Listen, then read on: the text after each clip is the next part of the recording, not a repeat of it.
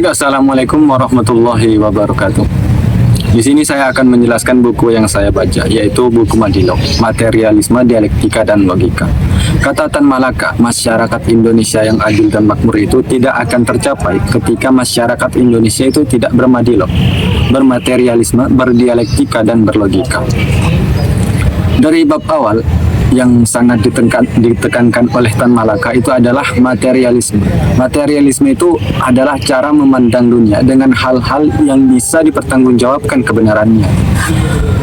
Kata Tan Malaka, letak keterbelakangan masyarakat Indonesia itu disebut sebagai logika mistika, atau bahasa kerennya mystical thinking. Nah, di situ Tan Malaka bercerita bahwasanya masyarakat Indonesia itu masih berpikir dengan hal-hal yang tidak bisa dipertanggungjawabkan kebenarannya.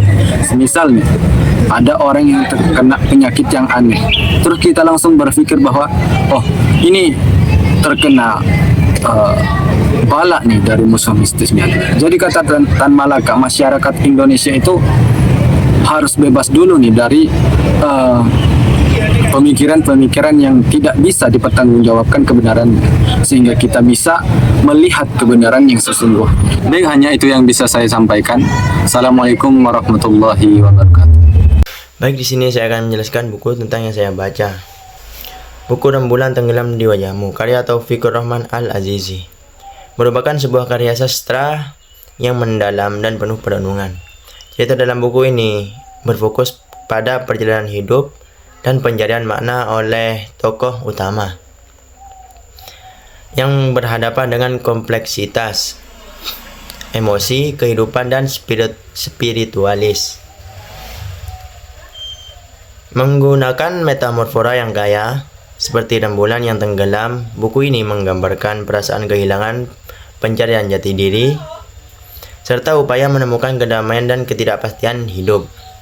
Gaya bahasa yang indah dan puitis memberikan kedalaman emosional yang kuat, membuat pembaca merenung tentang kehidupan, cinta, dan agama.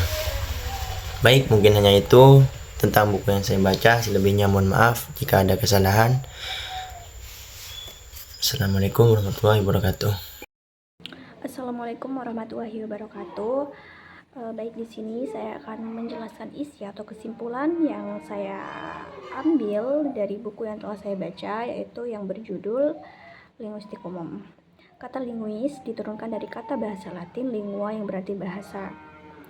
Pakar linguistik atau ahli linguistik disebut linguis. Linguis dalam bahasa Inggris mempunyai dua pengertian atau dua definisi. Selain berarti pakar bahasa, juga berarti orang yang fasih dalam menggunakan beberapa bahasa. Tetapi perlu dicapkan pula bahwa orang yang ahli dalam menggunakan beberapa bahasa belum tentu adalah pakar bahasa. Dan pakar bahasa belum tentu dapat menggunakan